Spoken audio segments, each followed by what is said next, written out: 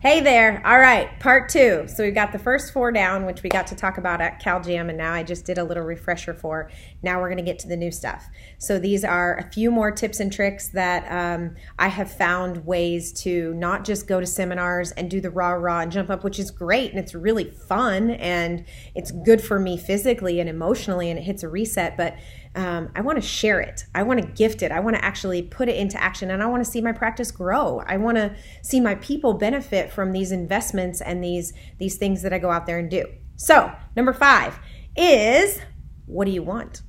You cannot get what you do not ask for. And so step 1 really in getting back into your hometown, getting back into your practice is, what do I want? Because that gets, that can be kind of contagious at seminars too. You see these different personalities come out on stage and you're like, ooh, I want to be that. I want that.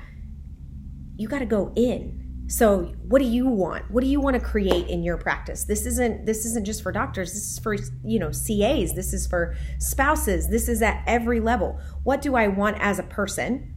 What do I want professionally? What do I want for my family? What do I want for my own health?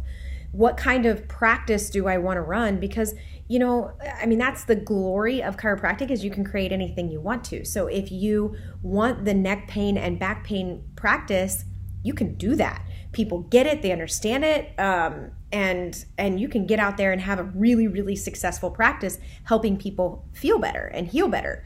If you want a pediatric practice, if you want a prenatal practice, if you want a family practice, and you want to grow with the generations, well, you can do that.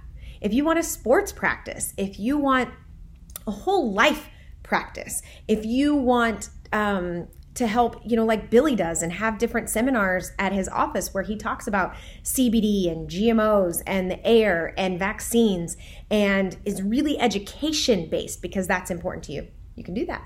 If you want to work 3 days a week, you can do that. If you want to work 6 days a week, you can do that. If you want to see 100 people a week, you can do that. If you want to see 1,000 people a week, you can do that. But what you need to remember is that it can play tricks on us to go to these things and see what everybody else is doing and then start to compare ourselves. So step 1 after a seminar is this one. And so 5 and 6 go together. Number 5 is, what do you want? And if you're having a tough time knowing what that is and what that really is and what what the forward steps look like, then that ties to my number 6, which is you got to get quiet.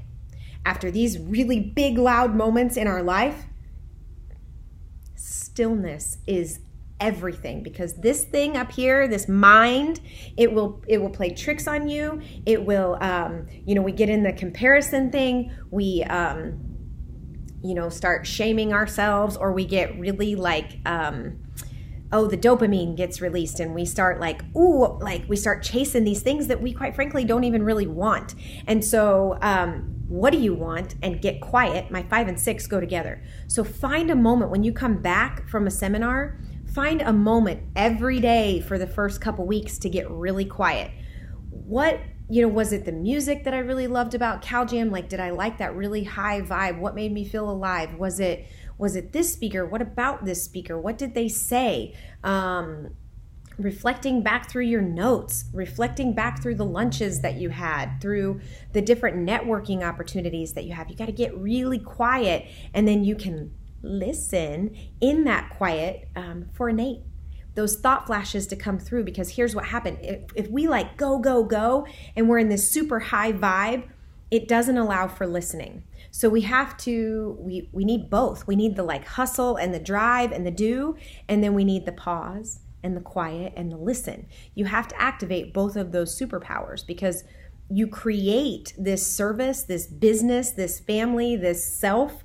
You create all of that with source. So universal intelligence, innate intelligence can't talk to you, can't be a part of all this magic that you're creating in the world if you don't take time to pause and listen. So number 5 was, what do you want? Get real with yourself. What do you want? What do you want to create? And number 6, if you're, you got to make time to get quiet so you can hear it.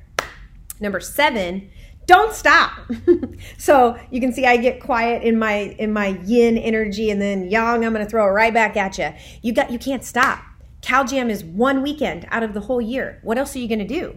What are you going to do to stay engaged? What are you going to do daily to get yourself in that type of mental and physical space to go out there and serve and create and grow and do it? What other seminars? What do you want to get good at? I mean, my gosh, we had Tony Ebel and Claudia Onrig. You say you want a pediatric practice, we got to train. You want a prenatal practice, we got to train. You want to get better at business, you got to train. You got to get out there, throw yourself out there and be working at it. It ain't this, the work's not going to do itself. So you can't stop. Once you get clear about what you want, and you get back at home and you've got the time and energy to do it, then you can't let off the gas. 2019 has to be a year of like, I'm committed to making these dreams happen. So don't stop. Number 8. Proximity is power. My circle, I talked about the ones that play with me in my head, the Hulk and my Mother Teresa. I have a whole tribal council of like these people that I keep close to me. Tony Robbins says proximity is power. And so who do you keep yourself close to? Mentally in that tribal council, but also physically. What friends are you surrounding yourself with? What business colleagues are you getting close to? Do you have a coach? Do you have a mentor? The other thing that Tony says that I love is if you're in your head, you're dead.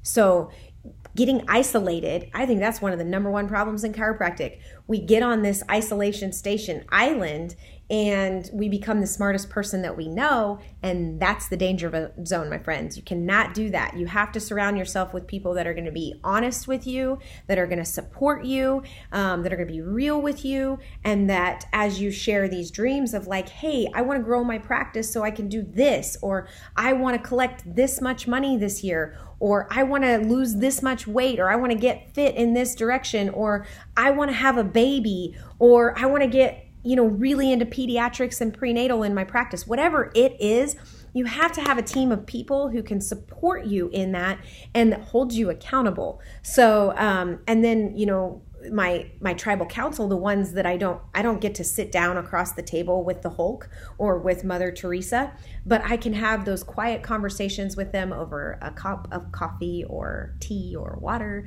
And I can just say, in a situation like this, what would Mother Teresa do?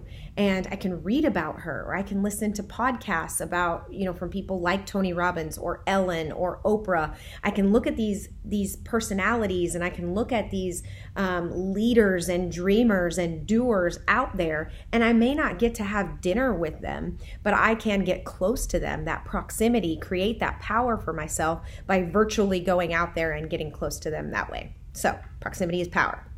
Now, the last two also go hand in hand. So number 9 is,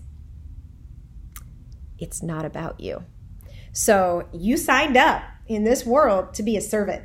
So if we get really ego-centered, if we, we want to come back with these agendas, and we want to create the world that we want and force our will, sometimes we have to temper that. And that's the Mother Teresa of like, it's not about me. I want to create a safe space for people that they can come and they can trust.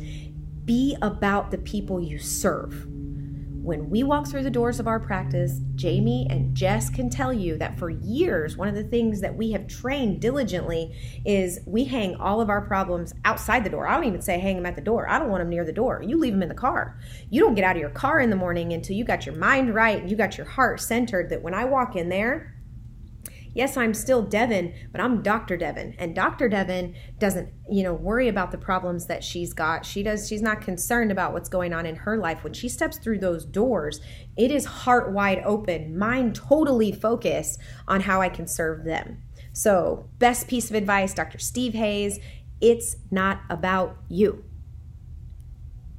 It's not about you. It's about the people that you serve. It's about the team that you show up for. It's about my babies. It's about my husband. When you live a life of give, you will get more than you could possibly even imagine. So I have little sticky notes in my work and in my home. It's not about you, Devin. So that is followed by the flip side, and my final number 10, it's all about you.